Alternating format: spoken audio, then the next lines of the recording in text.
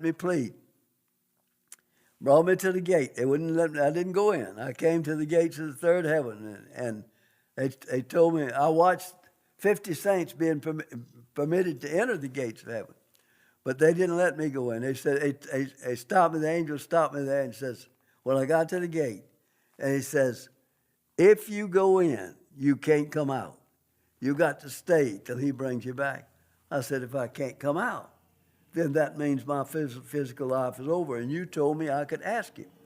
Angel said, you can ask him, but you stand outside this gate and ask him. And so I did. I came and I was allowed to plead my case.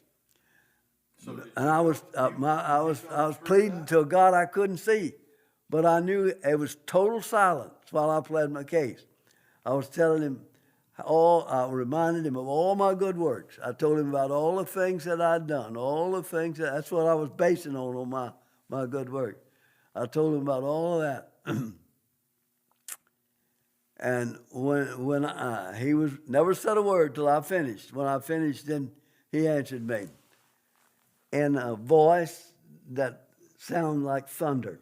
Wasn't anything like the voice that Satan had used on him. He says, he started, I'm going to try to quote verbatim exactly what he says. Your faith is dead. Your works are in vain. The life that you lived and offered to me as a life of Christian service is an abomination that I rejected in the Pharisee. What made you think I would accept it from a Laodicean type Christian? In fact, untold millions are living the same kind of life that you lived, and they stand in danger of my everlasting wrath. Unquote, the living God. I couldn't believe he was talking to me. I'm a preacher. I'm a teacher. I just told him about all my good works, what I'd done, And I said, no, Lord, you don't understand. He said, you didn't do those works for me. You did them for a false God. I said, Lord, I worked for you. I called you Lord every day. Yes, you did, but you never made me Lord. What a difference. To call him Lord gives him a title. To make him Lord promotes him to ruler of life. Who is your Lord? But Lord, I was serving you. No, you wasn't. You served a false God. Then he named him. Satan's number one selling false God. SELF. Instantly. I knew everything he said was true. Had he reached down and picked me up and dropped me in hell, I would have said amen.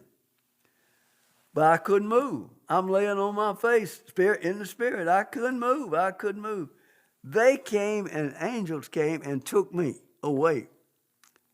They took me out and let me regain my composure and brought me back and let me plead the second time. Second time, I never opened my mouth. Then he began to talk to me in a compassionate tone. As he said to me, suddenly I realized, this is my Father, and I heard him. He was hurting for me. The God that created all of this was hurting for me. The smallest, insignificant piece of flesh that he had, he was hurting for me. Nothing mattered now. I didn't ask him for my life. I didn't ask him for anything else. But when this life meant nothing, he gave it back.